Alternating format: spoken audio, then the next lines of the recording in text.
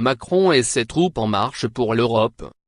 Durant 5 semaines, le mouvement macroniste entend frapper à plus de 100 000 portes afin de recueillir les attentes des citoyens sur l'Europe.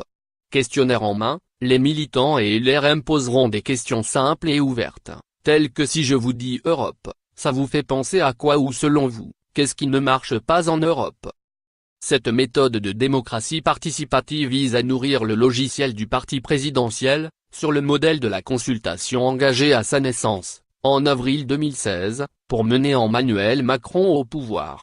Cela servira à alimenter notre projet pour une refondation du projet européen, explique au Monde le délégué général de LRM, Christophe Castanet. Pour l'occasion, la Macronie sort la grosse artillerie. Une dizaine de ministres et près de 200 parlementaires seront mobilisés, samedi, dans toute la France. Chef d'orchestre de la campagne, M. Castanet multiplie les initiatives. Après avoir réuni, le 19 mars, un comité de campagne, qui rassemble le bureau exécutif et les ministres membres de LRM-, il a tenu un meeting à Paris, 2 jours plus tard, en compagnon de la ministre des Affaires européennes, Nathalie Loiseau, et de l'ex-député européen Daniel Cohn-Bendit. Samedi, il sera à Tours pour lancer officiellement cette grande marche. L'occasion de sensibiliser, dès à présent, les électeurs à ce scrutin. Alors que les autres formations n'ont pas encore démarré leur campagne, le mouvement macroniste veut prendre la main pour tenter d'imposer au cœur du débat le discours pro-européen sur lequel Emmanuel Macron a été élu à la présidentielle. Avec l'objectif de réhabiliter ce thème aux yeux des électeurs. Il faut recréer du lien entre les Français et l'Europe, car la dernière fois qu'on les a interrogés sur ce thème, c'était en 2005 avec le référendum, souligne le député et LRM de la 4e circonscription des Français établis à l'étranger, Benelux, Pierre-Alexandre Anglade. Un défi ardu dans un contexte de repli nationaliste et de montée des populismes sur tout le vieux continent, symbolisé par le Brexit ou par les résultats des élections en Allemagne et en Italie récemment. Un phénomène auquel n'échappe pas la France, où une grande part de l'opinion se montre critique vis-à-vis de l'Union européenne, UE.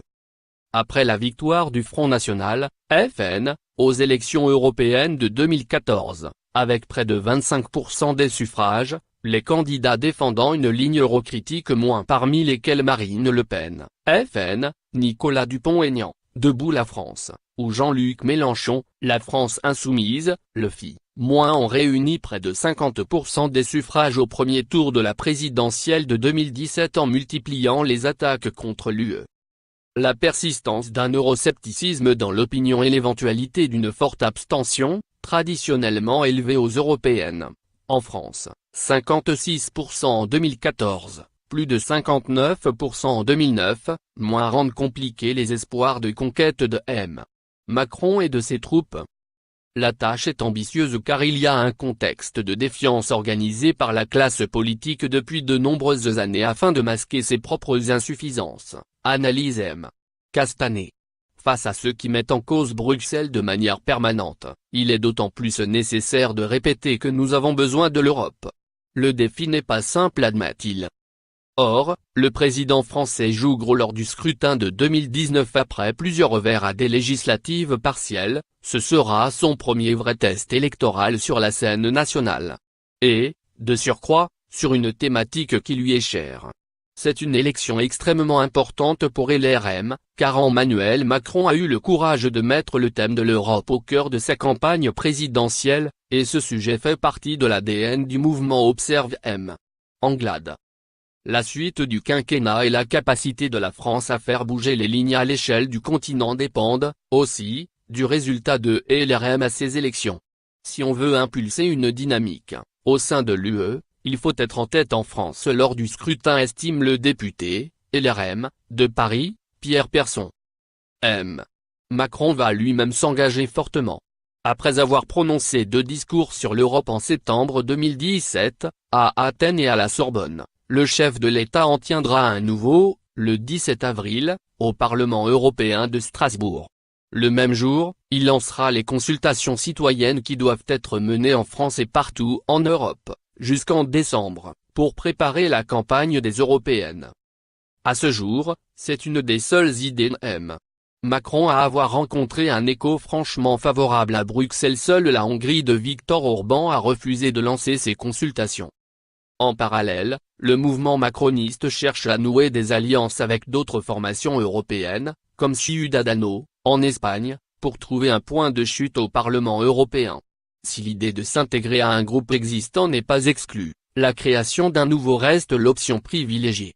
Avec l'objectif de faire émerger une force centrale pro-européenne qui bousculerait la domination des deux grands groupes traditionnels, socialistes et Parti populaire européen, sur le modèle de la recomposition ayant eu lieu sur la scène politique française. Notre capacité à nouer des alliances avec d'autres forces progressistes est un gros enjeu, souligne Gabriel Attal, porte-parole du mouvement. Il en va de notre crédibilité.